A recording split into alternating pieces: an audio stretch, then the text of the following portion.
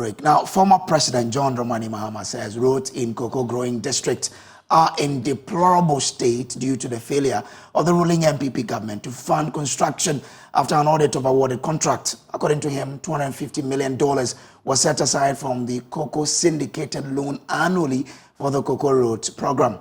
As part of his Building Ghana tour, Mr. Mahama has pledged to restore the program when voted into power. Nana Aljima has come through with this report. Many cocoa areas visited by the Building Ghana tour have passionately appealed for improved roads. In the largest cocoa growing area of the country, the Western North region, the convoy on the tour went through some of the toughest terrains. The journey to Isam in the Bia West district could pass for the roughest so far. It took much skill for the drivers to safely journey the team to the area. Visibility became a major concern at a point as clouds of dust covered the windscreens. Some community members shared their experience. I'm a station master Osei Krum. I am the station master for Osei Krum GPRT number 2. Our roads are very bad, especially at Asempane. Our vehicles get stuck there always. Some do topple over. The passengers are always disturbed. Our roads are very bad. Because of our roads, for about 2 months, we have not gotten supply of LPG gas. Many chiefs have made requests for the improvement in road network in the area. At Bodi, the traditional authority bemoaned how pregnant women are forced to sit on motorbikes to be carried to the hospital for delivery. Nana Kwesi Ofori Abebiu pleads for improvement from the NDC if successful in the bid to win election 2024. There is a short route to the next town, but because of the abandoned bridge, we have to spend over 2 hours to make the 30 minutes journey.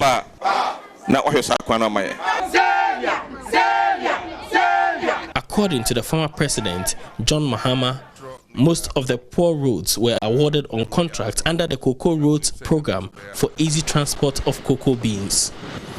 These projects, he observed, stalled after the present government suspended the contracts for an audit. Mr. Mahama explains the government failed to fund the projects after clearing the contractors.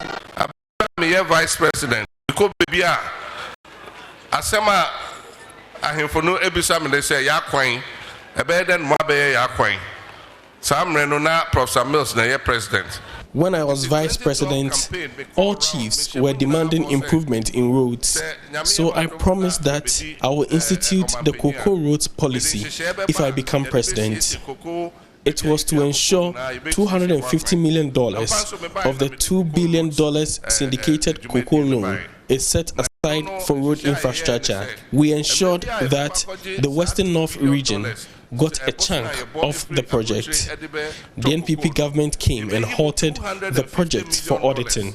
It took more than 4 years for them to clear the contractors, but some of the roads that were halfway done have further deteriorated. The Bono and Ahafo regions have similar concerns. If I become president, we will reactivate the project and the contractors will get back to site. Na contractor na omuye adwuma no ye be ma omu nyina samba na omo abeto omu adwuma so na yetua omuka. The NDC flag bearer has assured stalled infrastructure projects in all districts of the country will be prioritized if the NDC wins power. For Joy News, Nana Aljima reporting. Now, former President John Dramani Mahama has shared a personal story on his participation in a 24-hour shift in his formative years. As a worker on his father's rice farm, the NDC flag bearer details how his engagement as a factory hand is influencing his campaign promise of a 24-hour economy. Nana Aljima again monitored the conversation on a radio station in Bodi as part of the NDC's Building Ghana tour to the Western North region. The National Democratic Congress continues to preach its 24-hour economy ideals, which was tagged the 3-shift system in its 2020 manifesto. Flag bearer John Mahama, speaking on Akwaba FM in Seshibodi, detailed his involvement in such a system years ago. Abraham Yabofra, my papa no a rice farmer. When I was a kid, my father was a rice farmer and owned a rice milling plant as well. Whenever we were on vacation, we worked as laborers on the mill. He didn't want us to loiter in the house. We worked as laborers and received salaries. We were running a shift system. You work on a day shift for a week and take the night shift for the other week. We were on rotation. Despite the criticism the policy has received, it remains top of the campaign message of the party. In a response to critics, the former president admitted some institutions are already practicing the policy, but says there is need to improve conditions for others to follow.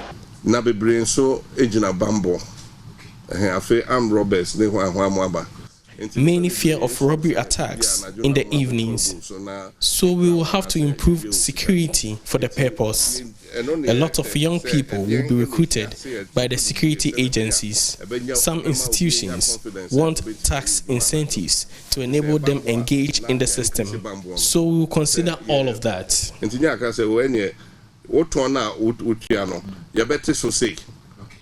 What I say as an incentive, say almost according to John Mahama, though the ports are running a 24-hour system, it is ineffective since other allied services are not tagging along. 24 hours. And I do ship to me bum and more offload this ship no. And so bank 0.5. The harbour operates 24 hours. They offload ships at dawn, but customs and banks do not work at night.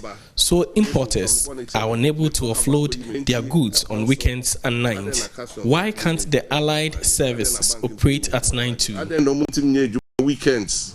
Weekends on Sunday. For Joy News, Nana Yaujima, Western North Region.